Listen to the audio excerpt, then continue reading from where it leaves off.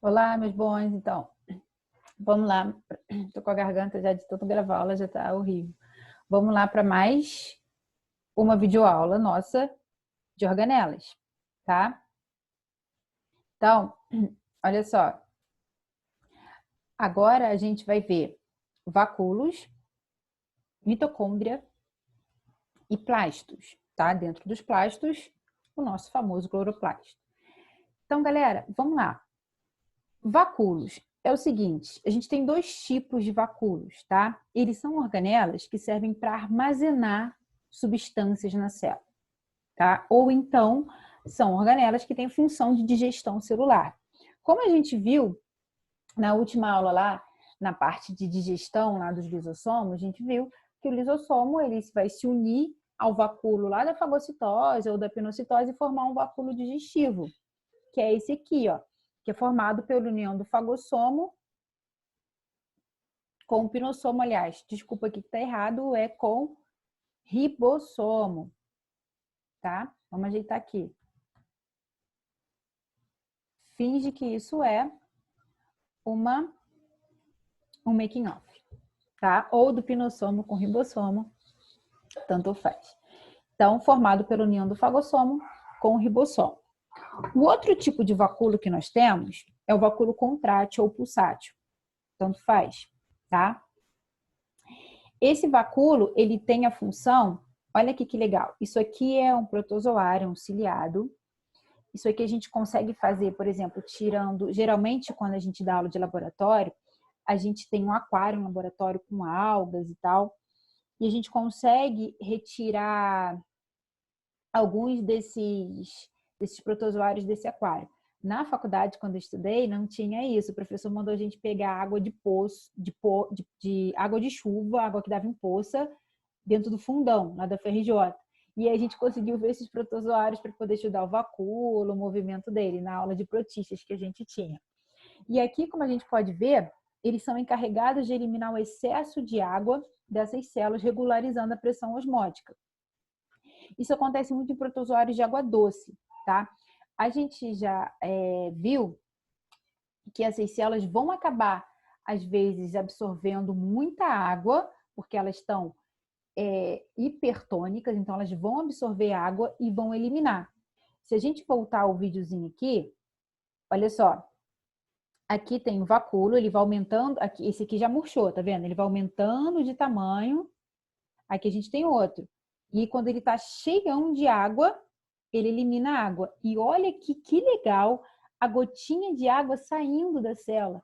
Esse vídeo aqui é muito legal, viu? Ele aumentou, encheu de água e diminuiu expulsando. E a gente tem, olha só, aqui ele mais de perto, olha, ele está aumentando de tamanho, são vários pela célula, e diminuindo. Está enchendo de água e diminuiu de novo, tá? Ele fica pulsando. E olha que legal, gente. Esse aqui está eliminando uma gota d'água. Toda vez que ele diminui de tamanho, a gota de água cresce. Ó, diminuiu de tamanho de novo. Ele está aumentando agora. Quando ele diminuir essa gotinha de água, olha, ela vai aumentando, tá bom? Então, é assim que é a função dele, tá? E aí, a gente também tem um vacúolo de suco celular ou vacúolo vegetal. Esse vacúolo vegetal, ele armazena algumas substâncias nas células vegetais, tá? Como, por exemplo, se você tem uma castanha, um fruto como, por exemplo, a azeitona, que são azeitona, no caso, é um fruto que tem muito óleo dentro dela, tanto que a gente faz o azeite a partir dela, por exemplo, a castanha, que é uma semente oleaginosa, eles vão ser ricos em óleo. E esse óleo vai estar dentro desses vacúolos celulares vegetais, tá? Armazenam água e substâncias tóxicas também, pigmentos e tal. E aí, galera, dependendo do tipo de célula vegetal, esse vacúolo vai ocupar quase a célula inteira, tá? Por exemplo, se a gente pegar uma célula de azeitona, o vacúolo ocupa ela quase toda, então, por isso que é até a extração de azeite dela, né? Bom, agora a nossa mitocôndria. tá? A mitocôndria é o seguinte, galera. Ela é uma organela que possui duas membranas lipoproteicas, tá? Uma externa que tem um aspecto liso, apesar de ter alguns poros, ela tem um aspecto liso, tá? Os poros servem para entrada e saída de substâncias. E aí ela vai ter dobras que a gente vai chamar, a membrana interna, desculpa, vai ter dobras que a gente vai chamar de cristas mitocondriais, tá? Que tem um plasma lá dentro, que a gente chama de matriz mitocondrial, que vai ficar aqui, que é onde tem os ribossomos, as proteínas que ela produz. Então, em pretinho aqui, tal, aqui em pretinho são vesículas, são os ribossomos e tal. E aí, uma coisa que é característica dessas mitocôndrias é que elas têm aqui, ó, na matriz mitocondrial, que seria aqui dentro, a gente for olhar aqui de cima, ela tem DNA e RNA próprios. Então, galera, se ela tem DNA e RNA próprios, ela tem síntese de proteínas próprias. Elas conseguem se multiplicar independente da divisão celular da célula. Por exemplo, uma célula, quando vai se duplicar, ela tem que duplicar as organelas. As mitocôndrias, por exemplo, se uma célula estiver precisando de muita energia, ela vai acionar o DNA dela, vai fazer cópias desse DNA e se multiplicar dentro da célula, tá? Então, e aquilo como a gente fala, a quantidade delas vai estar de acordo com a célula. Por exemplo, células hepáticas e células musculares têm muito mais mitocôndria porque elas possuem um gasto energético muito alto. Tranquilo? E as mitocôndrias, elas vêm de uma coisa que a gente chama de hipótese endossimbiótica, tá? A hipótese de surgimento das mitocôndrias. A ideia é de que um organismo procarionte, por ela ter um DNA que não é empacotado em um núcleo, de ter muita semelhança com uma bactéria, a ideia é que ela foi englobada por uma célula maior. E aí, dentro dessa célula, ela passou a produzir energia, não sendo digerida por essa célula. Então, a gente fala que ela fica, que ela é uma organela simbionte, que é a mesma coisa que uma organela mutualística. Ao mesmo tempo que ela conseguiu, durante a evolução, abrigo numa célula maior, em resposta, ela produz energia para essa célula, tá? E aí a gente tem algumas características que são provas de que essa teoria tenha realmente ocorrido, tá? Que é, como eu falei, a semelhança entre mitocôndria e bactérias. A outra é a presença de DNA e RNA próprios, tá? O que faz elas terem metabolismo próprio, se dividirem independente da célula e também serem semelhantes com bactérias que também têm DNA e RNA. Elas têm ribossomo e capacidade de proteína. Elas produzem tudo que elas produzem independente da célula. Tá? Elas não precisam dos ribossomos das células para produzir proteínas, elas produzem. E muito legal é a presença de duas membranas, tá? A gente viu lá na aula de fagocitose, que eu falei lá da fagocitose, que a célula ela vai englobar uma partícula. Quando ela engloba, ela forma uma vesícula, que é o fagossomo, lembra? Então, se é uma célula menor que está sendo englobada, ela já tem uma membrana dela. Quando ela vai ser englobada e vai formar essa vesícula, que é o fagossomo, ela vai ter uma outra membrana em volta. E essa primeira membrana é uma membrana simples. A segunda, ela é muito característica de uma célula eucarionte, tá?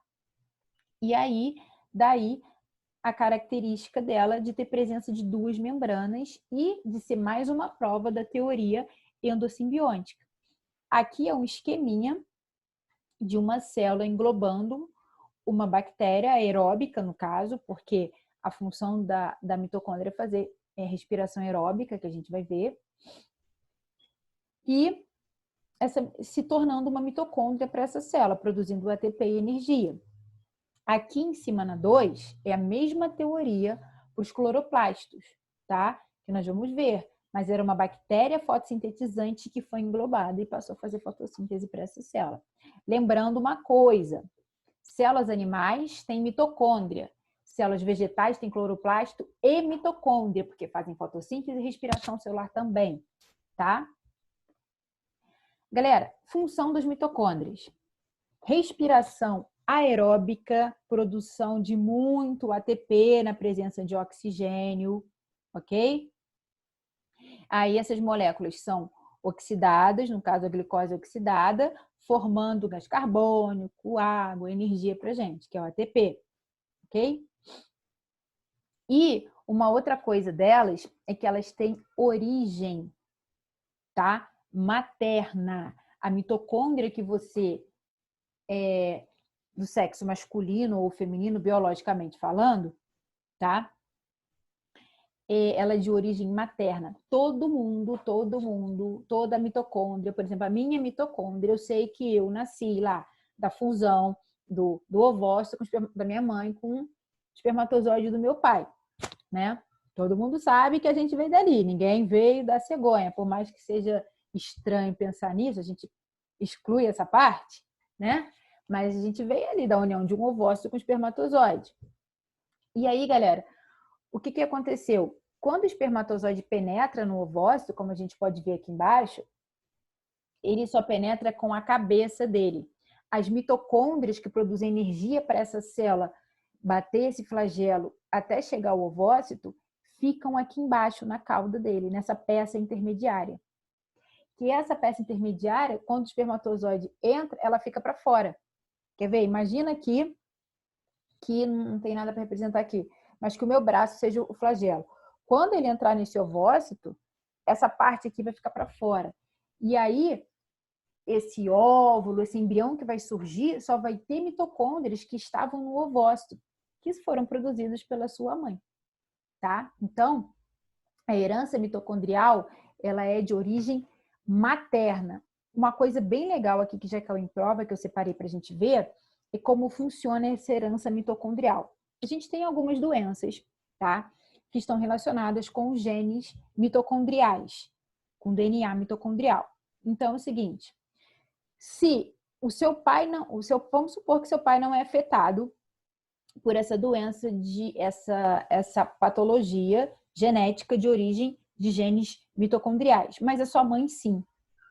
Quando ocorrer reprodução do seu pai com sua mãe, todos os filhos serão afetados, independente do sexo biológico, tanto homens quanto mulheres afetadas, masculino e femininos afetados. Por quê? Por causa dessa teoria que eu falei, que a mitocôndria é de origem materna. Então, tanto os homens quanto as mulheres, as únicas mitocôndrias que vão estar nas células dele vão ser de origem materna. Quando o seu pai, a mitocôndria do seu pai, ocorreu alguma coisa lá, alguma mutação, e alterou geneticamente, provocando alguma patologia na mitocôndria do seu pai ali, ao acaso, e aí a sua mãe não tem nenhuma patologia mitocondrial, tá? Aí você fala, Mary, como é que o meu pai pode ter sido afetado? Ou pode ter sido ao acaso, aconteceu nele, tá? Ou ele ser filho de uma mulher afetada com uma patologia da mitocôndria. Vamos supor que esse cara aqui cresceu tal, teve filho, casou com uma mulher que não é afetada por essa herança genética mitocondrial patogênica. E aí eles vão ter os filhos, todos vão ser normais. Porque a mitocôndria com esse problema genético termina aqui nesse cara. E a que vai passar para os filhos vem da mãe. Tá bom? Isso é muito legal. E isso, chance de cair na sua prova, hein? Galera, agora os plastos, tá? Eles são organelas que estão presentes tanto em algas quanto em plantas, tá? Como toda organela, vão variar de quantidade, de forma, dependendo do tipo celular. E a gente tem 3 tipos. Os leucoplastos, que armazenam substâncias como o amido. Por exemplo, uma célula de batata vai ter muito leucoplasto, que aí vai mudar de nome, vai se transformar em amiloplasto. Tá? O milho, a mesma coisa. Os óleos, como eu falei lá da azeitona, oleoplastos. Proteínas, proteoplastos. E aí, eles são muito presentes em células raízes que armazenam, né, raízes tuberosas. Ou em frutos e sementes oleaginosas, tá? Em frutos que são ricos em proteínas, parte das plantas que são ricas em proteínas. Temos os cromoplastos, que vão armazenar pigmentos, isso ocorre principalmente em frutos já maduros, que vão apresentar, por exemplo, a maçã, ela vai apresentar ali no tecido da casca dela muito eritroplasto, que vai dar a cor vermelha a esse fruto. O amarelo, que é o xantoplasto, que é o da laranja, o do mamão, da banana, tá? E o cloroplasto, que vai ser um plasto que vai armazenar clorofila, que a gente sabe que é o que vai ser responsável pela fotossíntese da célula. Aqui eu tenho, desculpa, uma foto de microscopia, estava tirada um microscópio óptico de células, provavelmente de uma alga, tá? Mostrando a quantidade de plastos que tem, de cloroplastos, no caso. Então, quanto mais cloroplasto, você sabe que esse tecido é de algum tecido que faz fotossíntese, tá? Então, por exemplo, pode ser de uma folha, se for de uma planta, pode ser um pedacinho de um tecido de uma alga, que tem função de fazer fotossíntese, uma alga multicelular, no caso, né? Bom, galera, estrutura desse cloroplasto e função. Assim como as mitocôndrias, DNA, RNA, ribossomos próprios. Então, síntese de proteínas. Também tem origem endossimbiótica, igual das mitocôndrias, botei aqui embaixo. Por isso, ele vai ter uma dupla membrana, interna e externa. Tá? Opa, caiu aqui. Ele vai ter uma rede de vesículas, de membrana, na forma de vesículas achatadas, que essas membranas são chamadas de tilacoides. É aqui que tem a clorofila. E aí uma pilha de tilacoide vai receber o nome de grana. São várias pilhas, cada um grana. E o mais importante é a gente saber onde ocorre fotossíntese aqui. A gente tem o estroma, que é como se fosse um citoplasma, tá? Ou como se fosse uma matriz mitocondrial, que a gente chama de estroma. E aonde vai ocorrer a fotossíntese? Aqui em cima, ó, nessa pilhazinha aqui, essa membrana que a gente chama de tilacoide é onde vai ocorrer a fotossíntese, tá? E, como eu falei, a origem também endossimbiótica. Repetindo. Galera, então, a gente vai ficar por aqui.